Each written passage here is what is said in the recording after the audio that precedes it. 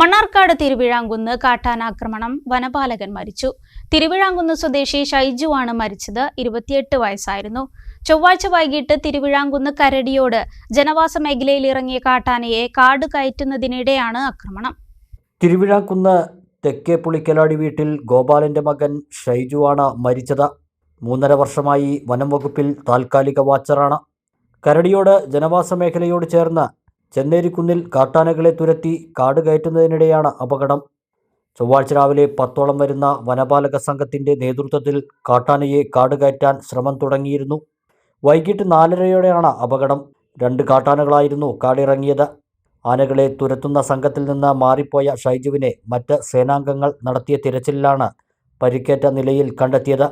വാരിയെല്ലുകൾ ഒടിഞ്ഞ നിലയിലാണ്. സാരമായി പരിക്കേറ്റ ഷൈജുവിനെ മണ്ണാർക്കാട് വട്ടമ്പലം മദർ കെയർ ആശുപത്രിയിൽ എത്തിച്ചെങ്കിലും ജീവൻ രക്ഷിക്കാനായില്ല. DFO അബ്ദുൾ ലത്തീഫിൻ്റെ നേതൃത്വത്തിലുള്ള വനപാലക സംഘം ആശുപത്രിയിലെത്തി. വളരെ വേദനാജനകമായ ഒരു സംഗതിയാണ്.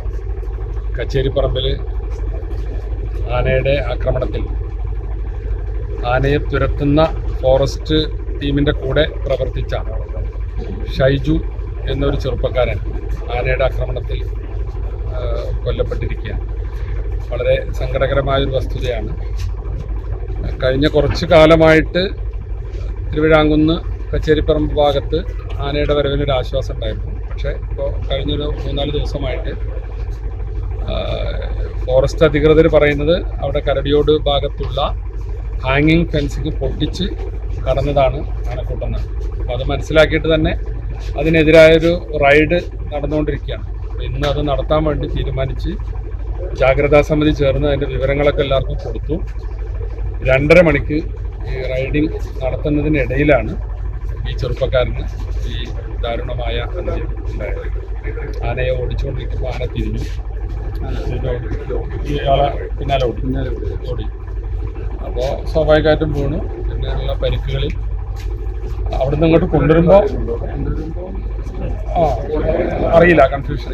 ഇവിടെ എത്തിയപ്പോൾ മരണം സ്ഥിരീകരിക്കുന്ന സ്ഥിതിയാണ് ഉണ്ടായത്. The real beauty in your heart. Boche Gold and Diamonds. Buy now, pay later.